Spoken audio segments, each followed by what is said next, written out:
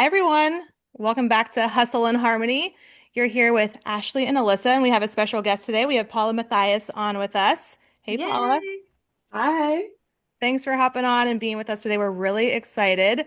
She is one of our first guests here in the new format of Hustle and Harmony. We shared about it in our kickoff in the last episode, how we're, really dedicated to, being lifelong learners and bringing on women that have more information than us to share on certain topics, right? We feel like we've had a lot of great episodes, sharing about our own experiences, but we're excited to learn more and really dive into some great topics with empowering women who have a lot to say and a lot of insights to share. And so we're excited to kick it off with Paula here today. And for those of you that are new to Hustle and Harmony, we are really just dedicated to empowering women to live purpose-filled lives. We want everyone to be able to cultivate a sense of harmony in this hustle culture that we all live in. And we want to just bring as many relevant topics to you as possible so that we can be well-rounded and just really feel like we have all the tools in our tool belt to live life without going crazy, I guess. You know what I mean? And feel really empowered to be successful in all areas. And so today we're going to be diving into career confidence a little bit. And before we get into it, I want to share a little bit about Paula, our guest, and then we'll dive right in. So Paula Mathias, our guest today, is the author of Speak Up, a no fluff career guide that helps women build confidence, find their voice, and take charge of their career. She's been featured in Forbes, Talent Culture, and Authority magazine, and brings over a decade of experience in tech, education, and workforce development to inspire women to step into their power with confidence.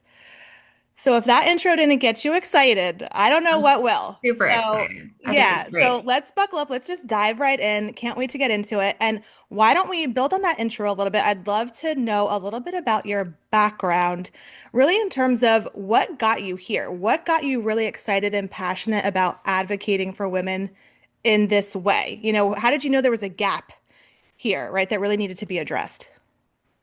What got me really interested and really started me on this journey of advocating for women was I was a technical recruiter for 15 years at least. I still do it actually. And what I realized, first of all, there's not that many women in the industry. So in the 80s, there was actually more women and before the 80s, there was actually more women who were computer science majors than there were men.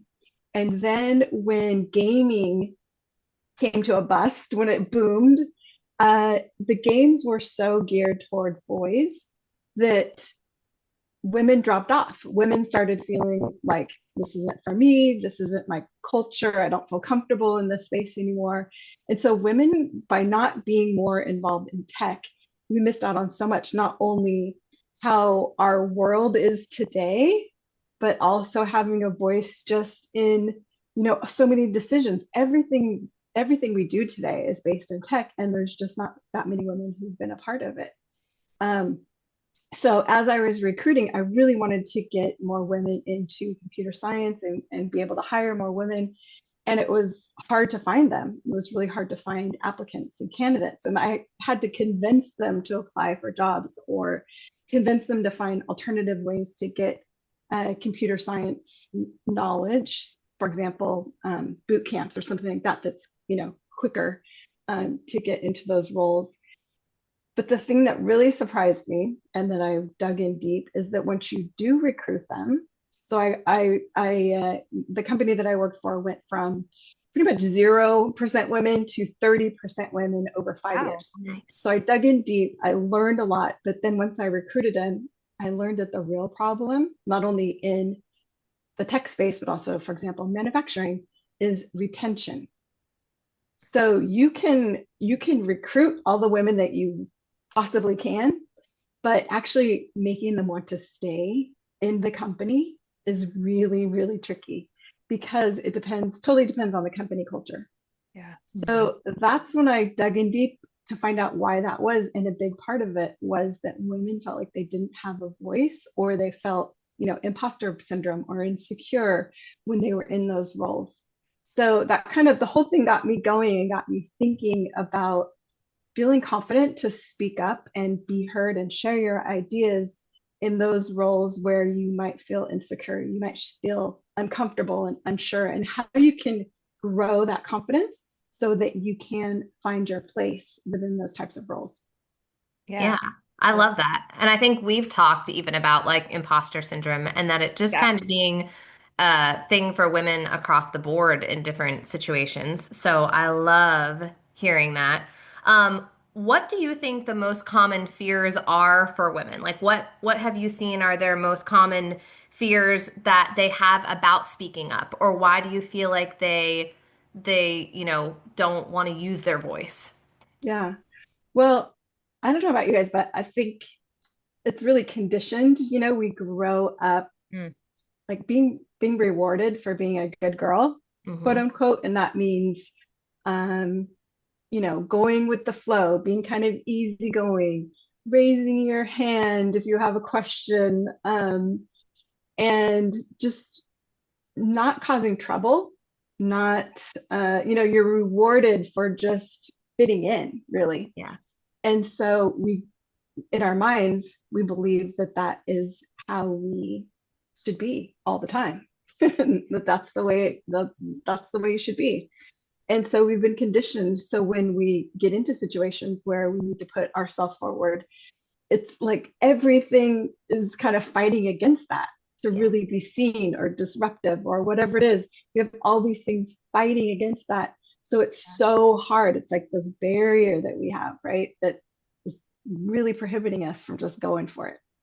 Yeah. Yeah, I never thought about it that way in terms of the conditioning. I mean, it makes total sense, Oh right? yeah. So, what is the first way? I mean, conditioning means it's really deeply ingrained. It's Right. I there mean, in your subconscious. do you guys feel that? Like, Oh do you yeah. feel like if Yeah, you're I putting can. yourself out there, you have this kind of like, feeling that it's so risky and you're kind of want to just slink back into the shadows? I know Yeah, I, for sure. I've always been in roles where I've been around a lot of men, and I've been one of the few women in the room or at the table and things like that.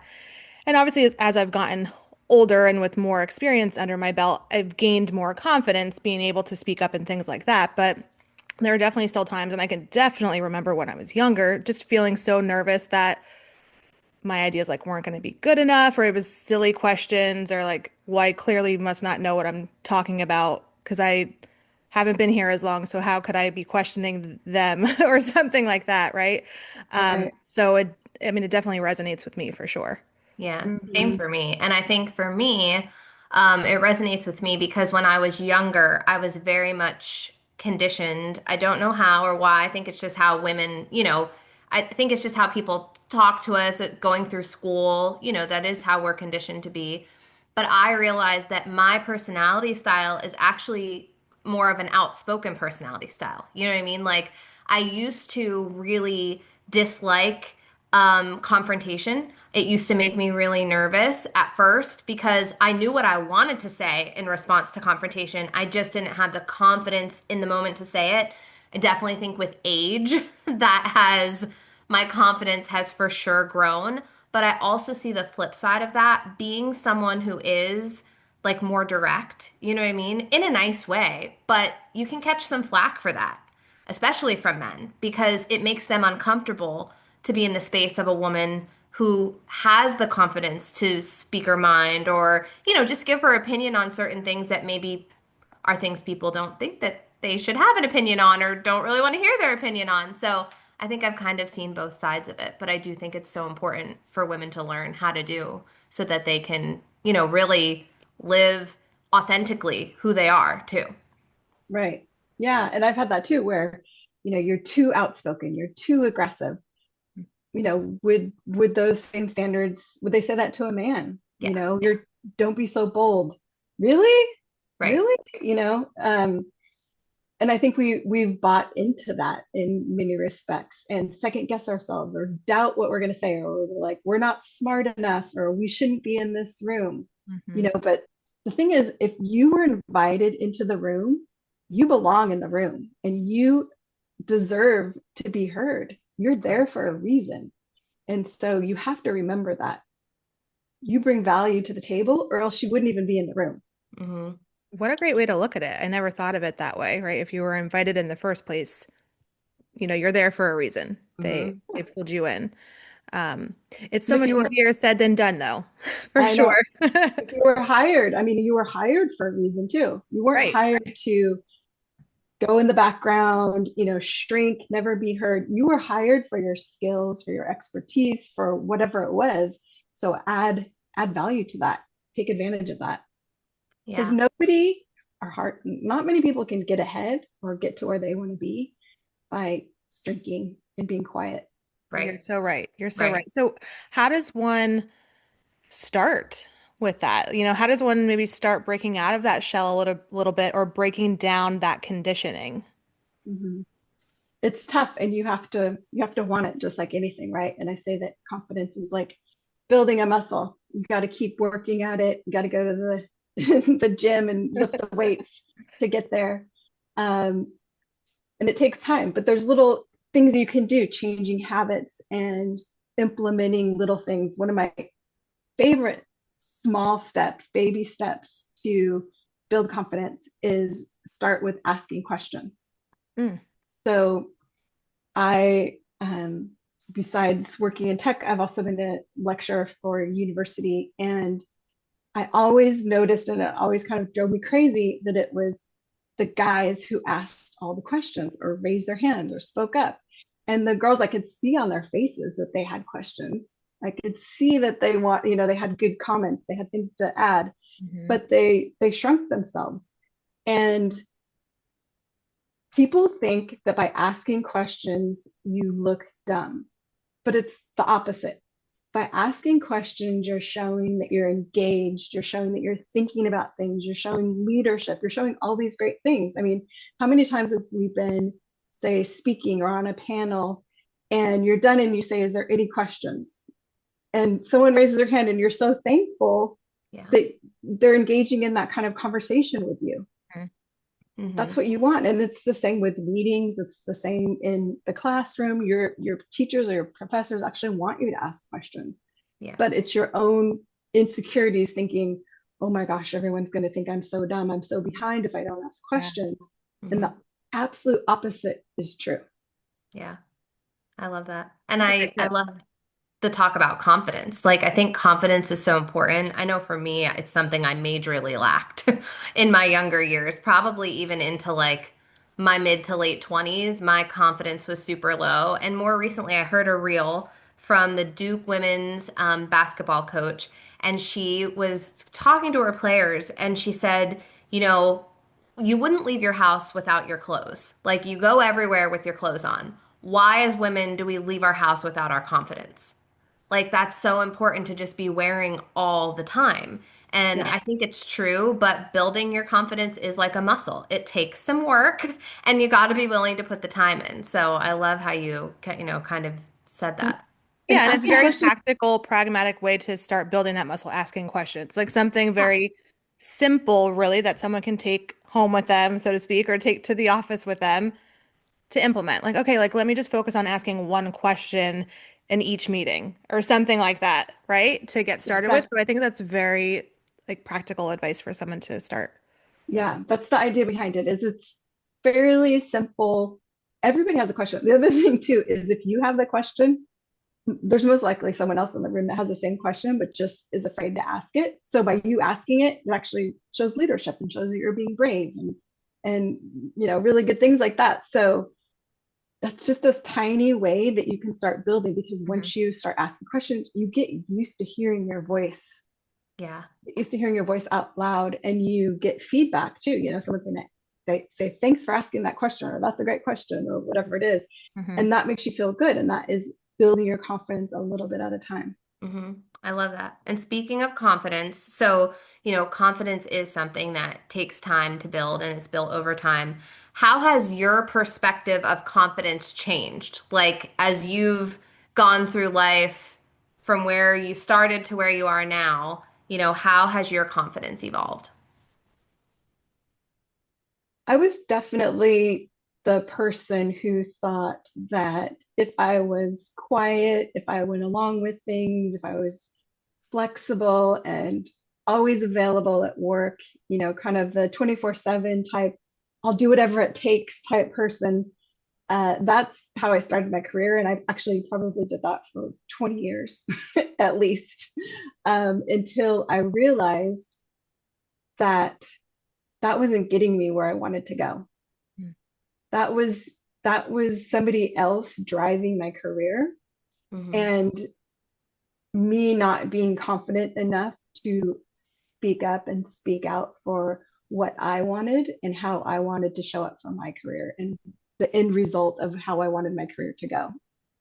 So my confidence went from low to people pleasing, basically, right?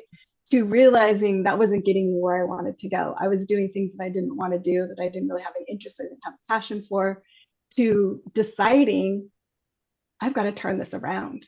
And Mm-hmm. I have to take a stand for myself and take control of my career and build my confidence if I really want to get to where I want to be. Yeah. Yeah. And is that what you is that what it means, like I guess in your experience, to take charge of your career? It's sort of that realization of, okay, I'm ready to kind of stop doing what others are assigning me, so to speak, and really start to use my voice and advocate for what am I interested in? Like, what are the things that I want to do at work and letting people know about it. Is that kind of how you would explain that? Exactly. Yeah. I realized that I had become the office mom. So I What does was that not mean? only, yeah, I was not only recruiting for pretty big jobs like VP of finance and things like that, but I was also buying snacks for the office. I was also like scheduling the Christmas party. And it was because of that's what really was kind of like a punch in the gut to me, because I realized I'm a mom at home and I've so easily fallen into this role of being kind of the mom at work. Mhm. Mm-hmm. And I don't want to do that. And it just happened organically. You know, it was like, oh, Paula's good at this, so let's give it to her. But that's not what I Yeah. wanted to do. That's not who I wanted to be. Yeah. And so after I had done that, my office mom role had grown and grown and grown, I finally realized, what am I doing? I don't I don't want to buy snacks. Like Right. I don't even want to eat here anymore. I love that. That person. And that is when I got out a piece of paper and I set goals for what I wanted for my career. Oh, And it wasn't the office mom. It was being a leader, being more engaged in my community, taking the lead in different things, driving initiatives. You know, it was very an empowered list. It didn't include anything about being the office mom. Mm-hmm. yeah. And once I kind of defined that and decided that, that's when everything changed for me. That's when I Mm. got a roadmap to how I could get there. I love that. Yeah, that's awesome. I mean, so often you hear once you decide it's already done. In a lot of Yeah. cases. I know, I think Alyssa, we've talked about that in Yeah. years past as well, right? Yep. That is such a big pivotal piece of the puzzle is you need to be willing to take the action and decide like, okay, I'm no longer here for that, right? I'm going to sort of change my destiny in a way. And so when you wrote all that down on a piece of paper and you said everything changed after that, where did you take it? Like, how did it unfold? You know, Yeah. the Cliff Notes version. So I was driving one day. So I was also really giving 100% to home life, work life, everything. So it kind of all blew up at one time. But I was driving, probably taking my kids to soccer practice or something in a frenzy because you know you're always late. So like Yes. and I heard it was an interview and they were talking about priorities, setting your priorities, and that you should have 1 to 5 priorities in your life and that you should be the first one. Mm, And that once you set your priorities, you can say no to what's lowest in your priorities. It kind of gives you this litmus test of what you can say yes to and what you can say no to. So for me, when you put yourself first, it kind of sets the boundaries for everything else. Yeah. So for me, my priority at the time were more of my kids at the time than my career. Hmm. So if things popped up with my job that were like, can you work on the weekends? But I had something else, then I would set boundaries and say, no, I can't work on the weekends because I'm doing this and this with my kids. So setting those kind of priorities, having, first of all, having the goal of what I wanted to become in my career, setting priorities, and then from the priorities, establishing boundaries. That Yeah. was kind of my first, second, and third steps of getting to where I wanted to be. Yeah. I Very love. helpful. Yeah, Yeah. using the priorities to help you make the decision or like guide you on like, wait, should I say yes to this or not? Like, how do I Right. know if I should say yes or not? And using those as the litmus test, you called it. Sorry, Right. Elisa, Because were you a gonna say lot of something? times we feel guilty for saying Oh my no. gosh, yes. We feel We've so talked Yeah. about guilty for this. that. Yeah. But you can't say yes to everything. So if you have an established set of lists of what's most important to you, it makes it a lot easier. It's kind of freeing, Hmm. but you have to stick with it. You have to Hmm. stick with it. You can't, I mean, of course, there's going to be emergencies that come up or something like that. You can bend a little bit, but you really have to be dedicated to what your priorities are and Yeah. then being able to set those boundaries. So for me, for example, being the office mom, that meant no more. I talked to my boss about getting an assistant that could take over those duties, that type of thing. But it took a lot of courage, actually, and bravery Yeah. because we're afraid of how people are going to react because we go from being everything to everybody to all of a sudden being like, nope, can't do that. Sorry. And it can be scary. But what I realized was that it actually, by you having priorities, setting boundaries for yourself, people actually respect you more because you're not no longer the doormat that they kind of assumed you were. Hmm. Um, Isn't that amazing? it Yeah. really is. It How really it is. works like that? Yeah, Yeah. right. 100% that happened to me. I was afraid of the reactions, but it was the total opposite. Yeah. And I think usually it is the majority of people when you set a boundary. We've discussed this because we've been talking about boundaries over the last, year. And um it's usually very well received. And often if it's not, it tends to be the people who were trying to cross those boundaries, you know what I mean? So one of the questions I guess I have for you, because I know you said it was well received, but did you have a way to kind of deal with any pushback that you got from people when you would start to set those boundaries? Because I think sometimes there is a little bit of pushback that people can get, and that's when you have to stick with it. That's when you have to be like, nope, this is my boundary, and people will learn to respect you for that. But what advice could you give to a woman who wants to start setting boundaries but is afraid of that pushback? One thing that was really helpful for me is setting my goal and writing that down first. And I would look at that whenever I was feeling weak, Yeah. whenever I was about to cave in on something. I would read, I was so dedicated to my goal that when there was pushback, I would find a way to push back to the Yeah. pushbacker. Hmm. Whether that meant, okay, I'm going to do this one more time and then we need to find a solution. Or, for example, driving your kids all over the place. We all have gone through that, right? Where the taxi. Taxi. Yeah. So I that wasn't in my priorities anymore. I wanted my kids to have opportunities, but it was getting ridiculous. So what I did was set up carpools, worked with other moms to set up carpools. So it wasn't all just following on me. So Hmm. it Right. takes time. It's not just immediately. A lot of things aren't just happen, you know, Yeah. immediately. It takes some strategizing. But if you really look at your goal and if your goal is something that matters to you, that feeds your soul and brings more harmony to your life, then it's worth it. And you Yeah. just have to keep that in mind. Yeah.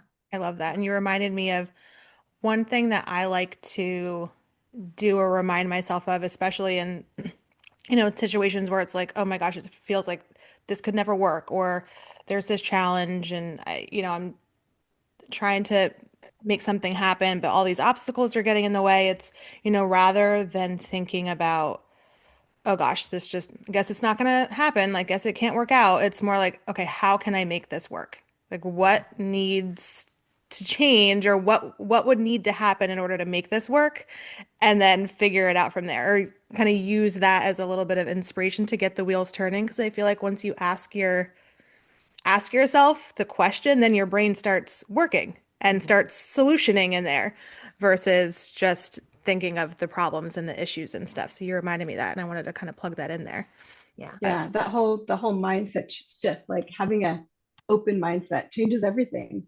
It really Mhm. does. So you can pivot, you can learn from something, when you set your boundaries, when you set your goals, like I said, it doesn't have to happen overnight because you're going to learn from how you've done things. You're going to be able to, this way didn't quite work, so now I know and I can pivot from this. And usually it turns out better than you thought. Yeah. But keeping that goal in mind and really sticking to it is what gets you there in the long run. Yeah. I think too, sometimes it helps to have other women or like mentors in your corner who, when like that's where the asking questions part I think can come in too. Because if it's something that you're struggling with, setting a boundary somewhere, or you're trying to figure out how to overcome something so that you can prioritize something else, asking other people questions. And like I thought of immediately, Ashley, in the last episode, we talked about you working out 5 days a week yeah, now. And it was like, initially you would have been like, I don't know how I'm going to do that five nope, days a not week. happening. Yep. And like kind of being ready to throw in the towel on that. But when you can have that mindset shift, you know, think through, okay, if I want to be able to make this happen, how am I going to be able to do it? And then being able to express yourself in a way to maybe the other people who have to kind of be on board with it too to help you make it happen. But sometimes having that friend or that mentor that you can go to, if you're having trouble, figuring out how you can actually say that out loud to other people can help too. I know that's helped me in the past. Like if I wasn't confident with something, I'd find somebody who exuded confidence in that area that I could ask, okay, well, how do you handle this? Because you seem to handle that so well. You are doing carpool and you're not driving your kids to every single practice. How do you do it? And so for me, that tends to be what I try to do as well to help me problem solve. But I'm loving learning all of this. Yeah, no, I think that's definitely a good point. And I think that's part of one of the reasons we created the podcast too, is like being able to learn from other people, learn from other women and experiences. And so if you have anyone in your life that you can reach out to and plug into to get some input, guidance, tips, Yeah. ideas, take advantage of it. And I think women, especially, like we want to share what works for us because we're like, this could help you too. You know what I mean? Mhm. Please take this and run with it. Yeah. So yeah, I think that's a great point. Yeah. The thing that you were talking about, working out 5 days a week, is like a perfect example of setting priorities. So if working out is number 10 in your list of priorities, you're never going to get to it. But Mhm. if it's two, if it's above your career or doing a podcast or above taking your kids to soccer, then you're going to make space for it. Because as women, we think that we could do so much. Really, we think we could do 100% of 100 things. And then you're spread so thin and you're kind of feeling empty. At least for me, that's how I felt when I was spreading myself so thin. I felt empty because nothing was for me. Mhm. Yeah. Nothing was what driving what I wanted to do. Everything was for everybody else. Yeah. So making going to the gym 5 days a week a number one or number two priority, then you're going to do it because the other things are going to fall away.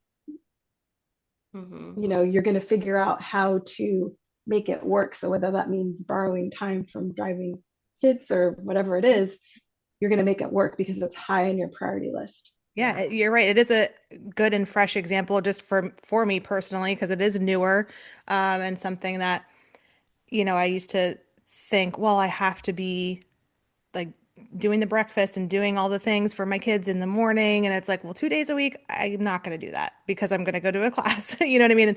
And they're fully capable to get themselves cereal that day, and that's okay. You know what I mean? Like it doesn't have to be eggs or something every day, you know? Um, Yeah. and so yeah, that's helpful, and hopefully that is a little something that someone can take a nugget from, right? Fresh example for sure. And don't you think that in the long run, it teaches your kids to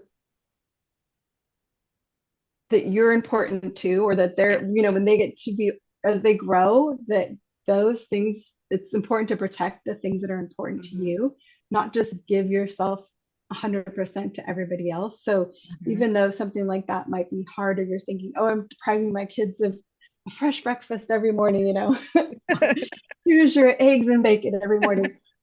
And so instead of thinking, oh, I'm depriving them of that, it's like, okay, they're seeing that I'm taking care of myself, Hmm. and that's important to me, and hopefully that will be important to them too as they grow up. Yeah. So a lot of times it's just like flipping or reframing our Hmm. mindset.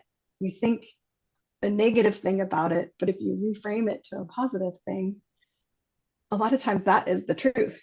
Yeah. It's so powerful, right? The power of the mind and the mindset and the way you look at things. And again, like thinking of solutions, being like solution oriented versus problem or challenge oriented, can make such a Yeah. huge, Yeah. huge difference. I think too, it just shows that you can change yourself at any time. Like if you aren't happy, with the way things are going, you have the ability to shift your mindset and make a change whenever. It's not too late, you're not too old. You can have a shift at any time. You just have to be a willing participant in the shift, like you have to do the work to make the change, but you can always make a change because I know with dealing with women in, my day-to-day job, I think so many women start to feel stuck in their circumstances, but it's a mind stuck is a mindset. That's what it is. And so if you want to get unstuck, a lot of the things we talked about today, setting goals, setting boundaries, that's a way to get yourself to feel unstuck and to start to be able to fill your own cup, so that you're not feeling so depleted all the time, giving to Right. everybody else or being the yes person. Like I know a lot of women, and I was guilty of this. Like someone asked me to do something, yeah, sure, I'll do it, even if it was draining me. Even if I couldn't handle it, I'd be like, yeah, sure, because I just didn't want to let anybody down. And I think so many women are like that. Like they want people, like I kind of wanted to look like Superwoman. Like I could handle all the things and do all the things. So I think that's Yeah, powerful having that it's shift. definitely retraining your brain, right? It's Hmm. just like a muscle, just like building confidence, Yeah. retraining your brain to do those things. It Yeah. takes time. And I think we need to give ourselves some grace even on that too. Mhm. I'm not going to do it all perfectly right away. Give yourself some grace and have an open mindset. Learn from your mistakes. But Yeah. yeah, volunteering, that's another thing where priorities come in handy, because we get asked to volunteer for so many things and we just can't do it all. So if you have your priorities where you want them, exercise is number two, and somebody asks you to help fundraise for the school drama club, Mm. that's not on your priority list at the moment. Maybe later, priorities Right. always change. Maybe later it will be, but for now it's not. And so it makes it easier to say no when you can weigh those priorities. Yeah. I love that. Yeah. Is it still something, obviously you've been doing this, personal work for yourself. You made those decisions and like made all these changes in your life and with your confidence. Is it still something that you do have to work on regularly? How has that piece changed? So we know how maybe your view of confidence has changed. How has it changed as you continue to keep building it? I imagine, we're never done building confidence, right? So how has that part of the process evolved? Yeah, we're always trying to stretch ourselves, right? Or get out of that comfort zone. So once I wrote a book, then I realized I have to put myself on social media. And You're I great was, on social media. I was looking at your reels. You're very engaging. And so if you're new, wouldn't have guessed it. thank you. It was always kind of social media. I mean, obviously it was part of my life, but I was kind of reluctant about it too much. But every time when I post something on Instagram, it's kind of like I gotta close my eyes and just Yeah. press the post Thanks. button. Um, because it's so cringy. It is so cringy sometimes. Yes. Oh, you don't want to We've be used that word judged. also for sure Yeah, for I'm afraid of being ourselves. judged. I'm afraid of mean people, making mean comments, Yeah. those types of things. So, but the thing that's fun about it is that once you get used to building your confidence, it becomes a little bit addictive. Coming out of your comfort zone Mm-hmm. starts being addictive, and you want more. You're ready for more challenges. Mm-hmm. When things get really boring or copacetic, Right. then you're like ready for the next challenge. I want the next thing. I want the next thing. And I think that is when life gets fuller and fuller, is when you just keep stretching yourself a little bit more out of your comfort zone. So the whole social media thing has been a stretch for me out of my comfort zone. Publishing and writing and publishing a book has been something that took some confidence building for sure. I've been on panels and speaking engagements and podcasts and all these things, so it's been so fun. But every time it just builds and builds and builds on that confidence. Yeah. Well, It speaking of your never stops. book, I Sure. know that I'm going to talk about the book when we close out, and we have one more question that we ask everybody on our podcast that we definitely want to ask you. But I just think writing a book is such a labor of love. Like, I can't imagine sitting down and writing a book and just like the attention to detail that that has to take and the focus and all the things. And so just for my own curiosity, I would love to know, what got you excited to write your book and what was like the most surprising part of writing a book for you? Like what was the thing that you weren't expecting but came out of it? Well, so writing a book, I've written two books, and it's Okay. the hardest thing I've ever done. So my first book, this has been a 5-year process for me. I had this idea for a rom-com, and it kind of ties into my book Speak Up. But my first book is a rom-com. It's not yet published. I'm working with agents on it, but Cool. um, it ties into Speak Up because it's about a software developer in Silicon Valley who has a boss hole, an asshole boss, um, and she ends up she works in a male dominated space, Hmm. and it's about her getting through figuring that out, learning how to speak up, learning how to advocate for herself.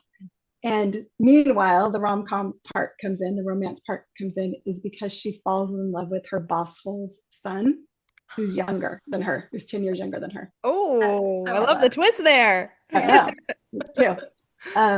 So that took me 3 years to write that rom-com. And basically I had to learn, I wrote the draft in 6 months because it was just a story that I had to tell. And I wrote the draft in 6 months. And then I was like, oh, now I need to learn how to actually write a book. It wasn't very good. So I basically got a master's degree through workshops and podcasts and YouTube, learning how to write a romance novel, and polishing it and doing critiquing and all of these things. And then I learned once you have a book, you need to know how to market it. You think you need to market your own book, and to market your book, you have to have a presence, you have to have a Yeah. following, and all those things. So that kind of led me to what my passion has always been, and what my rom-com was about was ultimately speaking up at the workplace, being heard, advocating for yourself, having confidence. And so that led me to write my book, Speak Up. So That's it's been awesome. a long journey to get there. And yeah, writing a book is tough. It takes a lot of drive, a lot of patience, a lot of mostly persistence. You have Yeah. to believe in it and be persistent to get it done. Yeah. Well, that's so cool. And who I was not expecting you to say that you wrote a rom-com first, but it sounds like a great rom-com that I know, I'm like, you need to let us know when it comes yeah, out. when that I one comes will. out. Yeah, I absolutely. definitely will. That's Yeah. so cool. And well, I love it because it's just also an example of, diving in and leading into what you're being called to and what's exciting you. And at first glance, rom-com or romance novel, it's like, whoa, that's totally out of, maybe your standard or out of left field, but it's related to your passion, right? Like the underlying message behind it. So it's cool that they're also related. And I just think it's a great example of, don't question what you're being called to, just sort of lean in to it and see where it takes you, because then it took you to this other book. So that's really cool. Exactly. Yeah, I leaned in really hard. This is my passion. This is what I love, and I'm just gonna go for it. And Yeah, sometimes you just have to take that leap, follow follow your dream.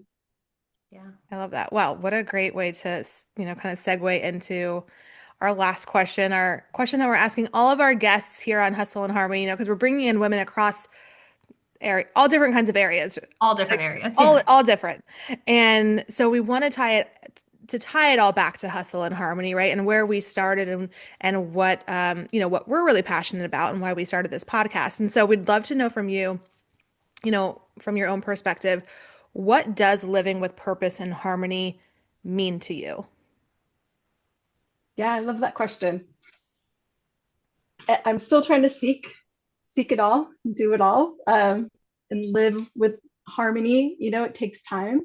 Um, but for me, I'm getting there. And the way that I'm getting there is following what matters to me. And that is sharing my message to women, to have confidence, to own your space, to speak up, because we need our voices out there. We need our perspective out there. And we're hired for a reason, we're in a room for a reason. So let's take advantage of this. Let's know our worth and show our worth.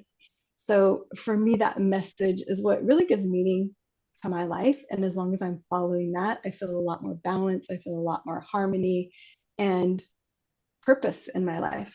hmm Yeah. I Powerful. think it's because you're living in the most authentic version of yourself, right? I think that's when women typically feel the most harmony. We always say like I don't like the word balance because I feel like it's unachievable. I feel like it sets women up for, failure because they think, well, if I just get here and if I could just do this and if I could just get this set up. And then when, as women, we're always either entering a crisis, in a crisis, or coming out of a crisis. And so to think that at some point in any of those three categories you're going to have balance is a little bit off. But when we live as our most authentic versions of ourselves and what we're called to do, I think that that's where the harmony really comes in. And it sounds like you have been on this mission to live out your authentic self and to really, help women and have that passion for teaching them how to speak up. And so I'm so excited that we had you on today. I think this is the such a great first guest topic because Yeah. it aligns so much for the same, with the same values that Ashley and I have and the same things that we think are important for women. And so I've absolutely loved learning from you. And one of my biggest takeaways is what Ashley said. Like, if you're in that room, like you're in that room for a reason, and it's like owning your presence in that room, I think is just so important.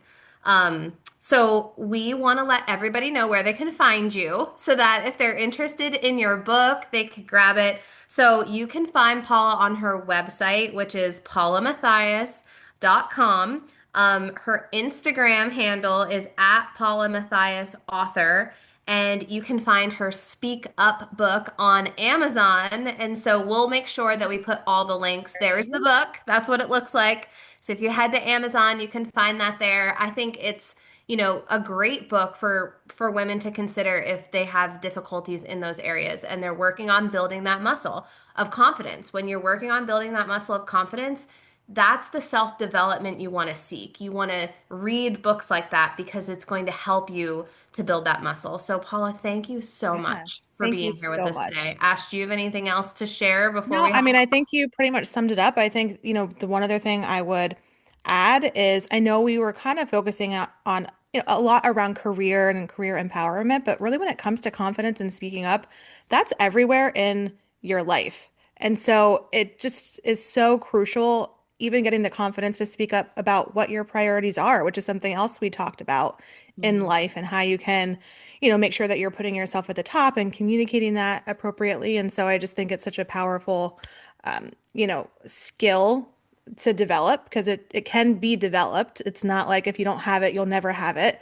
It's something that you just need to practice and build that muscle. And so I appreciate you for having that mission and getting it out there and putting words on paper for people to use. So just appreciate you for being here. I think that was, yeah, really excited about Yeah. this. And This, you can find this episode on all the platforms that we're on with Hustle and Harmony. Of course, make sure you follow us on Instagram, which is the Hustle and Harmony Pod, is where you can find us. And we hope you'll catch us for our next episode because we yes. have another special guest coming. So we're Yeah. excited. Thanks, everyone. Paula, anything you want to add? Anything that you were hoping we would ask or any final thoughts or comments for our audience? The only thing I wanted to add, just to give you a little update about my book, is that as you can see, it's small, and it's really intended to be kind of more of a manual or a handbook. So it's not something that you have to sit down and read. It's going to take days. It's super just inspiring and something that you can read, just get little tidbits of information. And each chapter comes with a mini pep talk. So to Love like that. send you off your way, and there's some exercises to do, things like that. So it's really, because women are so busy, it's Yeah. not meant to be something that you have to spend a ton of time on. You can 5 days, 5 minutes a day Hmm. if you want to. Even Go better. get some. Yeah. Yeah. Especially for the reader like me. I'm that girl who starts a book and then I'm like, I wait, know, me oh, someone too. told me about another book. And then I never actually finished the book. So I love that this is something that's easy to come back to. Yeah, and you can Yeah. pick It's and funny too, choose because like where you want to go. Yeah. everybody that looks at it, they're like, the font is so big. I can read it without without my glasses on. They love, We don't need our like, readers. yeah, You they were love thinking that. about it from all angles. I love the thought behind it. You have it all covered. I That's really was. Yeah. perfect. So thank you so much. I really appreciate it. It was super fun. Yes. Yay. Thank you so I'm much. so Okay, glad well, you're we'll here. catch you on the next one, everyone. Thank you. Bye.